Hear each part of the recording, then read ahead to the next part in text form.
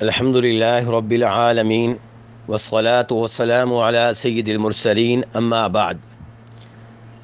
جو آدمی حج کے لیے آئے اس کے لیے بہتر یہ ہے کہ حج تمتع کرے۔ حج تمتع سے مراد یہ ہے کہ پہلے وہ عمرہ کرے اور عمرہ کرنے کے بعد احرام کھول دے، حلال ہو جائے،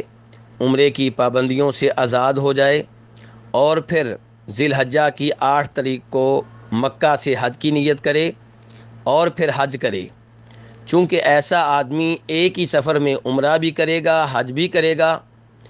اس نے ایک سفر سے 2 فائدے اٹھائے ہیں، اس لیے اس پہ قربانی واجب ہے۔ اور قربانی کرنے کی طاقت نہ رکھتا ہو تو 10 دن کے روزے رکھے، 3 روزے حج میں رکھے اور 7 روزے بعد میں اپنے گھر میں پہنچ کر رکھے۔ اللہ تعالیٰ فرماتے ہیں سورہ بقرہ میں آیت نمبر 196 میں کہ فمن تمتع بالعمرۃ الی الحج فما استیسر من الہدی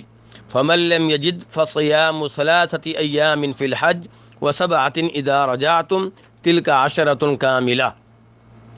لیکن اللہ تبارک و تعالیٰ نے یہاں پہ یہ بھی فرمایا کہ ذالک لمن لم یکن اہلہ حاضر المسجد الحرام، کہ یہ جو قربانی واجب ہے اس آدمی پہ جو ایک ہی سفر میں عمرہ بھی کرتا ہے، حج بھی کرتا ہے اور حج تمتع کرتا ہے۔ یہ حکم اس آدمی کے لیے ہے جو مسجد حرام میں رہنے والا نہ ہو، مکہ میں رہنے والا نہ ہو۔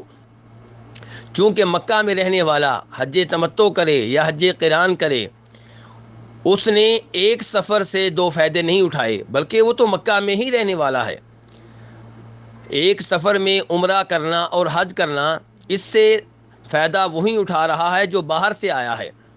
جو مکہ کا رہنے والا ہے، مکہ کے ارد و گرد میں رہنے والا ہے، مضافات میں رہنے والا ہے، وہ چونکہ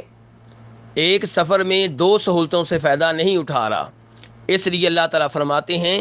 کہ یہ جو قربانی کا حکم ہے اور قربانی کی طاقت نہ ہو تو 10 روزے کا رکھنے کا جو حکم ہے یہ اس کے لیے ہے جو مکہ میں رہنے والا نہ ہو، اور جو مکہ میں رہنے والا ہے اس پہ قربانی نہیں ہے، اس پہ روزے نہیں ہیں، چاہے وہ حج قران کرے چاہے وہ حج تمتع کرے۔ تو اس لیے ہمارے وہ بھائی جو مکہ میں رہتے ہیں، مکہ میں مقیم ہیں، مکہ کے رہائشی ہیں یا مکہ کے ارد گرد رہتے ہیں، وہ اگر حج تمتع کریں یا حج قران کریں تو ان پہ قربانی اور روزے ضروری نہیں ہیں۔ رہے وہ لوگ